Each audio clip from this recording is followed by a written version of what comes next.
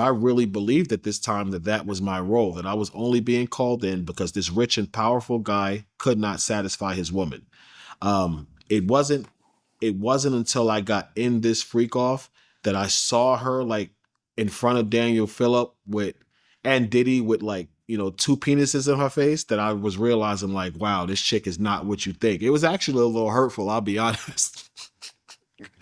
It was a little heartbreaking when I had to walk in there and see her with penises in her face and to be completely engaged in it, like, oh, like she loves it. I'm gonna be honest with you, I did look at her different.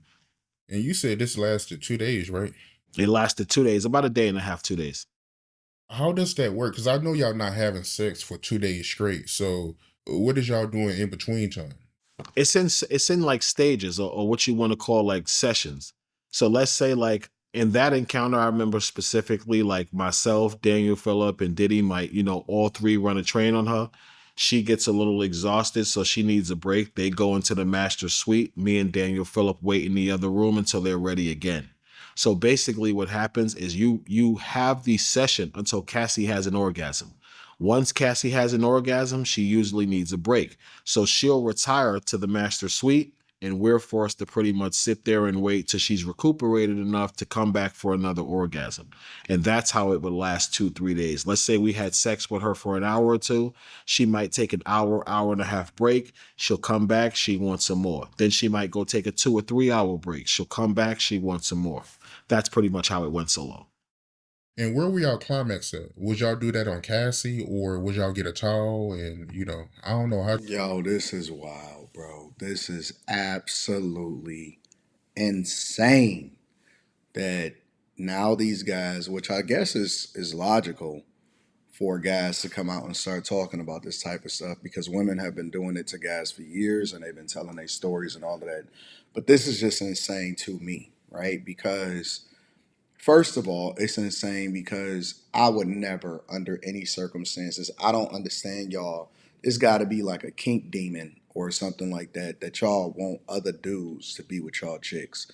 And I know it's a huge community of y'all out there, obviously. So it's wild to me. That's number one. But number two, on top of that, and I'm gonna come back to that because that's diabolical. But number two, for y'all to have looked at her like she was some angel and all of this other type of stuff, man, y'all don't know these chicks. She and I said, like I always said, she was the Bonnie to his Clyde. She was his ride or die. She was out there doing it and busting it down for a real one. And I gotta feel sorry. Like if you her husband today, the dude that she with right now, that sacrificed for it, you got to be living a phenomenal lifestyle because I don't know how you do it. I don't know how that dude do it, knowing that she done been around, and then you got all of these stupid women on social media saying stuff like, "Oh my God, that's a real man. A real man supports her." After what?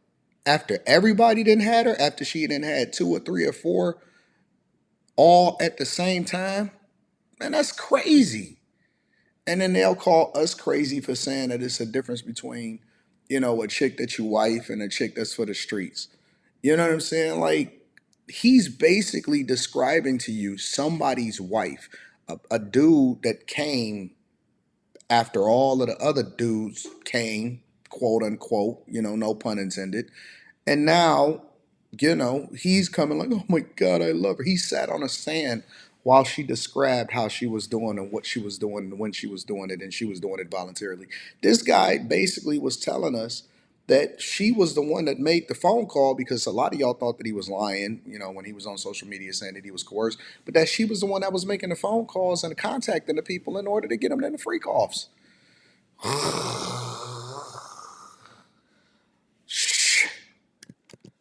Y'all wild. Y'all are wild. Does that work? Well, we all wore condoms this encounter because it was three of us there, and I'm pretty sure she didn't want to like blow up the fact that she was just sleeping with everybody raw. So this encounter, we did wear condoms, and the objective was is like if you ejaculated to take the condom off and kind of like try to put it on her.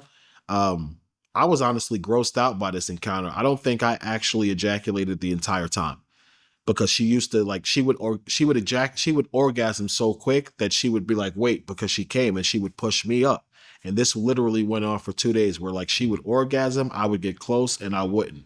So you can imagine the experience, the feeling of blue balls I had leaving there, continually having sex with this woman and never orgasming. Right. So you was in the sister thing. Not only was you watching, but you was actually involved too. I joined in because Diddy, when I got to the apartment, I really didn't want to do it. But Diddy comes to me after like maybe 30 minutes sitting there, like, what's up, Playboy? What you gonna do? It was either put out or get out. So I kind of had to put out and engage in the situation or leave. Wow. Man, that's They don't play, put out and get out. right. Yeah. Yeah, Cassie, man. I didn't know she was getting busy like that, man. Damn. Cassie get busy, yo. Like even it's kind of funny because I think I was telling you, like, now that I've gone public, a lot of other providers are reaching out to me that saw Cassie. And they're like, bro, you got so much courage, bro, because everything you're saying is right. She was with this. This is what she did. And we tried to tell the US attorney. They didn't want to listen to us. And the longest freak off you had with Cassie was 4 days, right? In Miami. Yes, it was.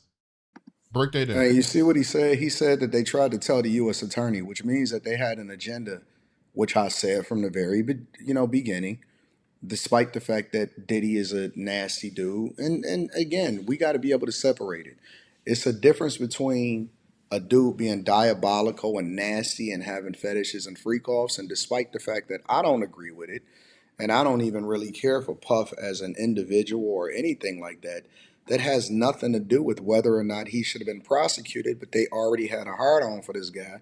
Pause again. They already had it out for this guy. And so you can't prosecute somebody in the court of public opinion. And so if the dudes that was actually participating in the freak-offs are telling you that, yo, they tried to tell the U.S. attorney that she was the one that was really with it and she was the one that was really trying to get busy with it, then what else can you say? If you don't mind. That was a lot of drugs, a lot of alcohol.